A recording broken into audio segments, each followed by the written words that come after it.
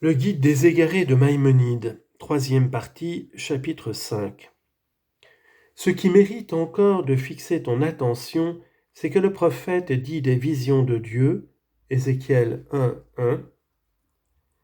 Il ne dit pas une vision au singulier, mais des visions, parce que c'était plusieurs perceptions de différentes espèces, à savoir 3 perceptions, celle des Ophanim, celle des Hayoth et celle de l'homme qui était au-dessus des Hayoth. Pour chacune de ces perceptions, il dit « je vis ».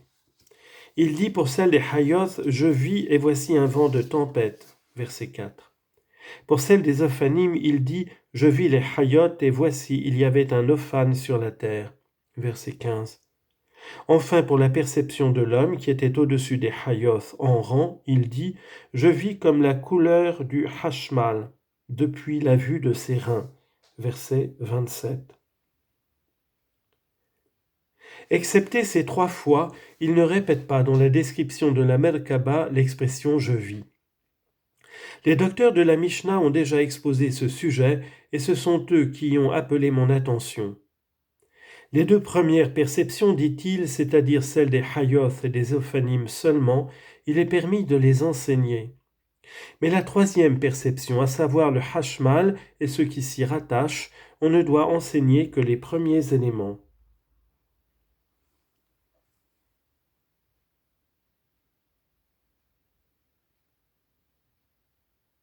Cependant, notre saint docteur pense que ce sont toutes les 3 perceptions ensemble qu'on appelle Marasé Merkaba et dont on ne doit enseigner que les premiers éléments. Voici comment il s'exprime à cet égard. Jusqu'où peut-on enseigner le Marasé Merkaba ? Rabbi Meir dit jusqu'au dernier « je vis » verset 27. Rabbi Isaac dit jusqu'au mot Hashmal. Depuis le premier « je vis » au verset 4 jusqu'au mot Hashmal, il est permis d'enseigner aux disciples. À partir de là, on lui transmet les premiers éléments. Il y en a qui disent depuis le premier jusqu'au mot Hashmal, on transmet les premiers éléments. À partir de là, si c'est un sage comprenant par sa propre intelligence, il peut l'étudier, sinon non. Il est donc clair par leurs expressions qu'il s'agit de perceptions diverses, indiquées par le mot « je vis » 3 fois répété, que ce sont différents degrés de perception, et que la dernière perception dont il est dit « je vis comme la couleur du Hashmal » au verset 27, je veux dire la figure de l'homme partagée en 2, dont il est dit « depuis la vue de ses reins et au-dessus, et depuis la vue de ses reins et au-dessous ». Et la fin des perceptions est la plus élevée d'entre elles. Les docteurs sont partagés aussi sur la question de savoir s'il est permis de l'enseigner par une allusion quelconque, je veux dire en transmettant les premiers éléments, ou s'il est absolument interdit d'indiquer, même par les premiers éléments, l'enseignement de cette 3e perception qui ne pourrait être abordée que par le sage, comprenant par sa propre intelligence.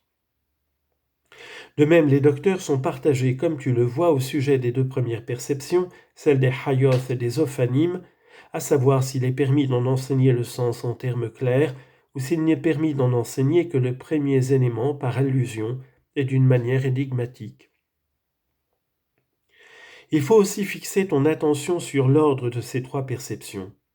S'il a placé en tête la perception des Hayoth, c'est parce que celles-ci prennent la première place par leur noblesse, par la causalité, comme il a dit, car l'esprit de la Haya était dans les Ophanim, 1:20, et par autre chose encore. Après les Ophanim vient la 3e perception, qui occupe un rang plus élevé que les Hayoth ainsi qu'on l'a exposé. La cause de cet ordre, c'est que les 2 perceptions précèdent nécessairement dans l'étude la 3e perception qui tire ses arguments de celle-là. Chapitre 6. Sache que ce sujet grave et important qu'Ézéchiel a entrepris de nous enseigner, en décrivant la Merkaba ou le char céleste, l'inspiration prophétique l'ayant poussé à nous l'enseigner, ce même sujet, Isaïe aussi nous l'a enseigné sommairement, sans croire nécessaire d'entrer dans les mêmes détails. Je vis le Seigneur, dit-il, assis sur un trône haut et élevé, dont les bords remplissaient le temple. Des séraphins se tenaient au-dessus de lui. Isaïe, chapitre 6, versets 1 et 2. Déjà, les docteurs nous ont exposé tout cela et nous ont fait la même remarque en disant que la perception qu'eut Ézéchiel était absolument la même que celle qu'eut Ésaïe. Ils ont comparé la chose à deux hommes, l'un citadin et l'autre campagnard, qui ont vu le souverain monter à cheval. Le citadin, sachant que les habitants de la cité connaissent la manière dont le souverain monte à cheval, se dispense de la décrire et dit seulement « J'ai vu le souverain ». L'autre, voulant en faire la description aux gens de la campagne, qui ne connaissent absolument rien de son équipage, leur expose en détail la manière dont il monte à cheval, l'état de ses troupes, de ses serviteurs et de ceux qui font exécuter ses ordres. C'est là une observation extrêmement utile. Voici comment il s'exprime dans Harira. Tout ce qu'Ézéchiel a vu, Isaïe l'a vu aussi. Mais Isaïe ressemble à un citadin qui a vu le roi, tandis qu'Ézéchiel ressemble à un villageois qui a vu le roi. L'auteur de ce texte l'a peut-être entendu, comme je l'ai dit au commencement du chapitre, c'est-à-dire que les contemporains d'Isaïe n'avaient pas besoin qu'on leur exposât tous ces détails, et qu'il lui suffisait de leur dire « Je vis le Seigneur ». Tandis que les gens de l'exil avaient besoin de ces détails. Mais il se peut aussi que l'auteur ait voulu dire qu'Isaïe était plus parfait qu'Ézéchiel, et que cette perception qui troublait Ézéchiel et qui lui paraissait si effrayante était pour Isaïe une chose si connue qu'elle ne demandait pas à être racontée d'une manière extraordinaire, étant une chose que les hommes parfaits connaissent bien. Chapitre 7. Un des points qui mérite d'être examiné, c'est qu'on précise la perception de la Merkaba par l'année, le mois et le jour, et qu'on précise aussi le lieu. Il faut donc en chercher la raison, et il ne faut pas croire que ce soit là une chose qui ne renferme aucune idée. Ce qu'il convient encore de considérer, et ce qui est la clé de tout, ce sont les mots « les cieux s'ouvrirent ». Ézéchiel 1, 1. C'est une chose qui se rencontre fréquemment dans les prophètes, je veux dire d'employer ou figurer les expressions d'ouvrir et d'ouvrir les portes. Par exemple, ouvrez les portes, Isaïe 26, 2. Et il ouvrit les battants du ciel, Psaume 78, verset 23. Élevez-vous, portes éternelles, Psaume 24, verset 9. Ouvrez-moi les portes de la justice, Psaume 18, verset 19. Et beaucoup d'autres passages. Une autre chose sur laquelle il faut fixer ton attention, c'est que, bien que toute description soit une vision prophétique, comme il est dit, et là fut sur lui la main de l'Éternel, Ézéchiel 1, 3, la manière de s'exprimer dans les diverses parties de cette relation présente pourtant une différence très importante. En effet, en parlant des Hayoth, il dit une ressemblance de mouth de 4 Hayoth, verset 5. Il ne dit pas simplement 4 Hayoth. De même, il dit « Et au-dessus de la Haya, il y avait la ressemblance d'un firmament » verset 22. De même, il y avait comme l'aspect d'une pierre de saphir la ressemblance d'un trône verset 26. Et de même encore, quelque chose qui ressemblait à l'aspect d'un homme. Dans tous ces passages, donc, il emploie le mot « ressemblance » de mouth. Mais en parlant des ophanim, il ne dit pas la ressemblance d'un ophane, ni la ressemblance d'ophanim, et au contraire, il énonce nettement une forme réellement existante. Ne te laisse pas induire en erreur par les mots, tous les 4 avaient une même ressemblance. Verset 16. Car ce passage n'a pas la même construction et ne renferme pas le sens auquel nous avons fait allusion. Dans la dernière vision, il vient confirmer cette idée et l'expliquer. En commençant par le firmament dont il énumère les détails et en parle d'une manière absolue. Je vis, dit-il, et voici, dans le firmament qui était au-dessus, des chérubins, parus au-dessus d'eux comme une pierre de saphir, comme l'aspect de la ressemblance d'un trône. Ézéchiel 10, 1. Ici, il parle donc du firmament d'une manière absolue, et il ne dit pas ressemblance d'un firmament, comme il l'avait fait en lui assignant sa place au-dessus de la ressemblance des Hayoth. Mais pour ce qui est du trône, il dit que la ressemblance d'un trône parut au-dessus d'eux. ce qui indique qu'il avait d'abord perçu le firmament et qu'après cela se montra à lui au-dessus la ressemblance d'un trône. Il faut bien te pénétrer de cela.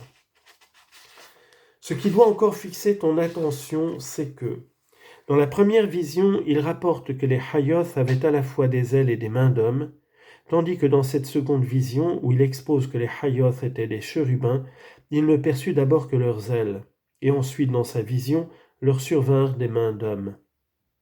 Il se montra, dit-il, sur les chérubins la figure d'une main d'homme sous leurs ailes.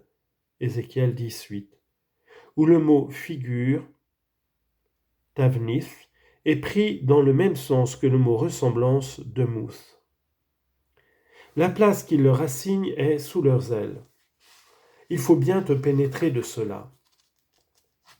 Remarque bien aussi comment, en parlant des ophanimes, il dit clairement vis-à-vis d'eux. 10-19. Quoiqu'il ne leur ait attribué aucune figure.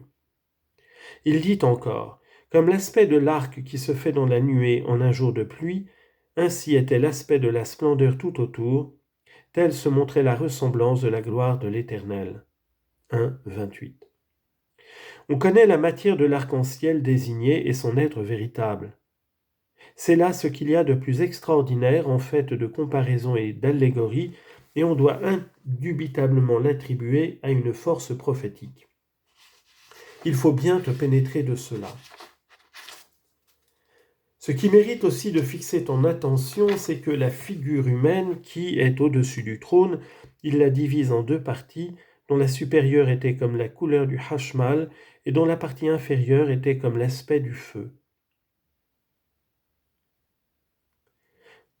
Quant au mot hashmal, les docteurs l'ont expliqué comme un mot composé renfermant deux idées, hash et mal, c'est-à-dire l'idée de rapidité, indiquée par hash, et celle de couper, indiquée par mal.